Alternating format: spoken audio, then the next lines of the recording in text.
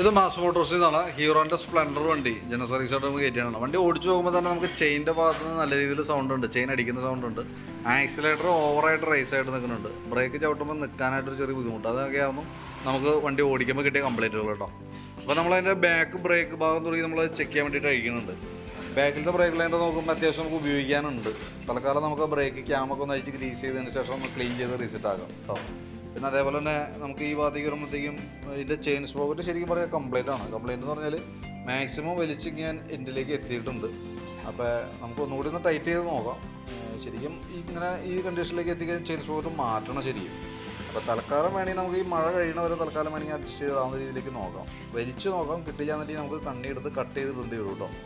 പിന്നെ അതേപോലെ തന്നെ വീലിൻ്റെ ഈ rubber set, damper rubber set പൊട്ടി കിടക്കുന്നുണ്ട്, അത് നമുക്കൊന്ന് മാറ്റിയിടാം.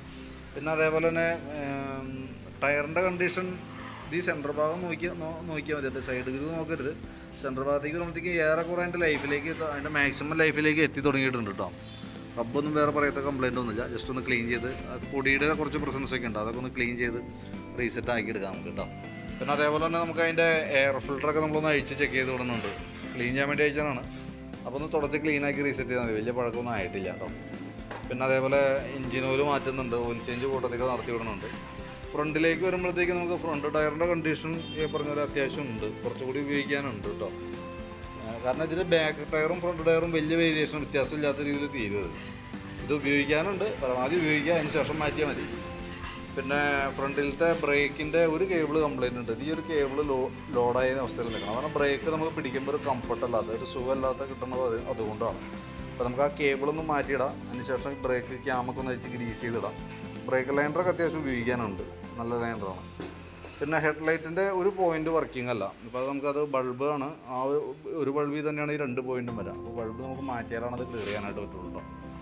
പിന്നെ ഈ ഭാഗത്തേക്ക് വരുമ്പോഴത്തേക്കും സ്പാർക്ക് പ്ലഗ് നമ്മളൊന്ന് ക്ലീൻ ചെയ്യാൻ വേണ്ടി വെച്ചാൽ പ്ലഗ് നമുക്ക് വേണമെങ്കിൽ ഒന്ന് മാറ്റിയിടാം. കാരണം അത്യാവശ്യം അതിൻ്റെ പഴക്കം വന്നിട്ടുണ്ട്, പോയിൻ്റൊക്കെ അത്യാവശ്യം കത്തി ഒരു വിധത്തിലേക്ക് ആയിട്ടുണ്ട് കേട്ടോ.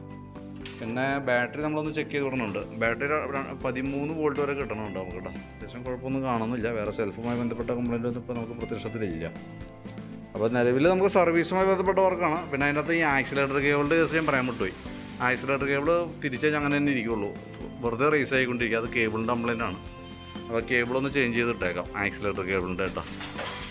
അപ്പോൾ ഞാൻ അതിൻ്റെ ഈ അത്യാവശ്യം വേണ്ട ഈ ഭാഗങ്ങൾ ഉൾപ്പെടുത്തിക്കൊണ്ടുള്ള ഏകദേശം ഒരു എസ്റ്റിമേറ്റ് പറയാം. നോക്കിയിട്ടൊന്ന് റിപ്ലൈ ഇട്ടാൽ മതി. അതിനകത്ത് ശരിക്കും ചെയിൻ സ്പോക്കറ്റ് ശരിക്കും നല്ല രീതിയിൽ ആണെങ്കിൽ മാറ്റിയിട്ടാലാണ് അത് ക്ലിയർ ആവുള്ളൂ. നേരെ മറിച്ച് നമ്മളിങ്ങനെ അഡ്ജസ്റ്റ് ചെയ്ത് ഉപയോഗിക്കുമ്പോൾ ചെറിയൊരു സൗണ്ട് ഉണ്ടാവും വണ്ടി ഓർഡർ സമയത്ത് കേട്ടോ. ഇനി അതല്ല സൗണ്ടിൻ്റെ കേസ് അരോചകമായിട്ട് തോന്നുന്നുണ്ടെങ്കിൽ നമുക്ക് ചെയിൻ സ്പോക്കറ്റ് മാറ്റി പുതിയത് ഇടേണ്ടി വരും കേട്ടോ. മാറ്റേണ്ട ടൈമാണ് ശരിക്കും. ഓക്കെ, അപ്പോൾ ഞാൻ അതിൻ്റെ ഡീറ്റെയിൽസ് വാട്സാപ്പിലേക്ക് ഒന്ന് സെൻഡ് ചെയ്തിട്ടാണ് കേട്ടോ. നോക്കിയിട്ടൊന്ന് വീഡിയോ കണ്ടുമ്പോൾ ഒന്ന് റിപ്ലൈ ഇടണേ.